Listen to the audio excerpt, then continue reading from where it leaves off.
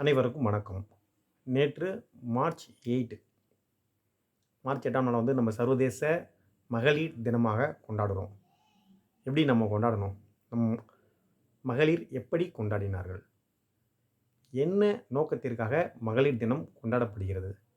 அது தெரிந்துதான் கொண்டாடினோமா? புதுசா புடவை வாங்கி அணிந்து கொண்டார்கள். கேக் வெட்டினோம். மதிய உணவு அரேஞ்ச் பண்ணி சாப்பிட்டோம். அப்படி இல்லைனா ஹோட்டல் போய் சாப்பிட்டோம். வாய்ப்பு இருக்கவங்க சில பேர் சென்னை மாதிரி சிட்டிஸில் இருக்கவங்க தேட்டருக்கு போனாங்க. எல்லாம் ஒரே கலரில் புடவை. அலுவலகத்தில் செல்ஃபி, ஹோட்டலில் சாப்பிட்றப்ப செல்ஃபி, ஜூஸ் சாப்பிடும்போது செல்ஃபி, அதுக்கப்புறம் பார்த்திங்கன்னா தேட்டரில் படம் பார்த்ததுக்கப்புறம் செல்ஃபி. செலிப்ரேட்டட் உமன்ஸ் டே அப்படின்னு சொல்லிட்டு சோசியல் மீடியாஸில், வாட்ஸ்அப் ஸ்டேட்டஸில், ஃபேஸ்புக்கில், இன்ஸ்டாகிராமில், ட்விட்டரில், எப்படி எல்லா இடத்துலையும் நம்ம ஷேர் பண்ணிட்டோம். ஆனால் என்ன நோக்கத்திற்காக மகளிர் தினம் கொண்டாடப்படுகிறது என்பதை உணர்ந்து தான் நம்ம கொண்டாடணுமா?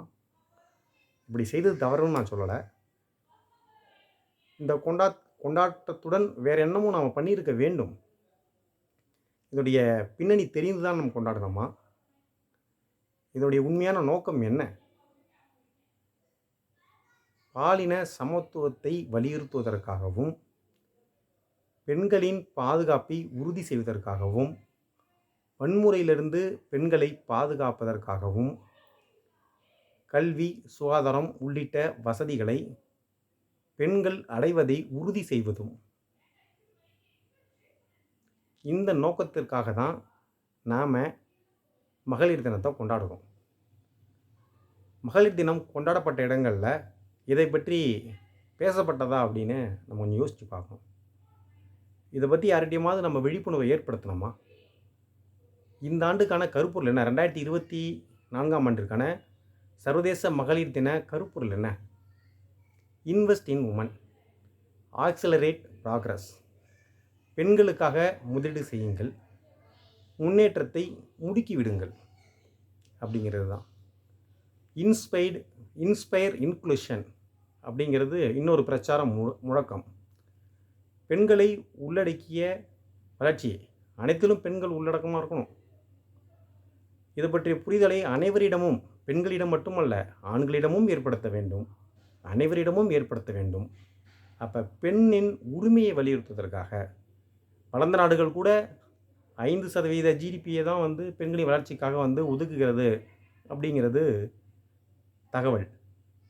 அப்போ வளர்ந்து வரும் நாடுகள் 4%, 3% இப்படிலாம் ஒதுக்கீடு செய்துகிட்டு இருக்காங்க. பெண்ணியம் சார்ந்து இயங்கக்கூடிய நிறுவனங்களுக்கு பார்த்திங்கன்னா 0.13% நிதிகளாக கிடைக்குது.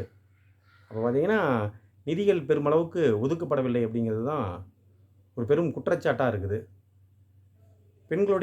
பெண்கள் கல்வி அடைவதை உறுதி செய்ய வேண்டும், சுகாதார வசதிகள் கிடைக்கணும், அதுக்காக இன்னமும் அதிக முதலீடு செய்யப்பட வேண்டும் அப்படிங்கிறது அதோடைய நோக்கமாக இருக்குது. இதை பற்றி எங்கேயுமே பேசாமல், என்ன நோக்கத்துக்காக கொண்டாடுறோம் அப்படின்னு தெரிஞ்சுக்காமல் நாம மாட்டோம். புதுசாக ஆடை வாங்கினோமா, அதை உடுத்தினோமா, செல்ஃபி எடுத்தோமா அப்படின்னு சொல்லிட்டு நம்ம கொண்டாட்டத்தை முடிச்சுக்கிறோம். அந்த கொண்டாட்டத்துடன் அதோடைய ஒரு தினத்துடைய நோக்கத்தையும் மற்றவர்களுக்கு கூறி இது சார்ந்த விழிப்புணர்வை மற்றவர்களுக்கு ஏற்படுத்துவதும் நம் அனைவரின் கடமை. இப்போ இந்தியா மாதிரி நாடுகளில், இந்தியாவோட கான்ஸ்டியூஷன்லேயே சம வேலைக்கு சம ஊதியம், அது ஆணாக இருந்தாலும் பெண்ணாக இருந்தாலும் ஒரே வேலை பார்த்தா சம ஊதியம் கொடுக்கணும், மகப்பேறு கால விடுப்பு, இப்படி பல்வேறு சட்டங்கள் இந்தியாவில் நடைமுறையில் இருக்குது. இன்னும் பெண்கள் படிப்பதை ஊக்குவிப்பதற்காக இடஒதுக்கீடு வழங்கியிருக்காங்க. பள்ளிக்கூடத்தில், கல்லூரிகளில் இடையே நிற்கக்கூடாதுன்னு கல்வி உதவித்தொகை மத்திய மாநில அரசுகள் மூலம் வழங்கப்படுகிறது. தமிழ்நாட்டை பொறுத்த வரைக்கும் ஊராட்சிகளில் 50% இடஒதுக்கீடு பெண்களுக்கு வழங்கப்பட்டிருக்கு. பாராளுமன்றத்தில், சட்டமன்றத்தில் 33% இடஒதுக்கீடு வழங்கப்பட வேண்டும் அப்படிங்கிறது நீண்ட கால கோரிக்கையாக இருக்குது. பெண்களுக்கு கல்வி வேண்டும், அப்போ தான் உங்களுக்கு கல்வி வேண்டும். பெண்கள் திறன்களை வளர்த்து கொள்ள வேண்டும். கல்வி பெறவும், திறனை வளர்த்து கொள்ளவும் ஆண்கள் உதவ வேண்டும். அப்போ தான் ஒரு பெண்ணுக்கு வந்து பொருளாதார சுதந்திரம் கிடைக்கும். அரசியலில் பங்கேற்பு, முடிவெடுத்தலில் பங்கேற்பு, சமூக பொருளாதார பண்பாட்டு வாழ்வில் பெண்களின் பங்களிப்பை அப்போது தான் உறுதி செய்ய வேண்டும். அதை நோக்கி நாம் இனி பயணிப்போம். நன்றி.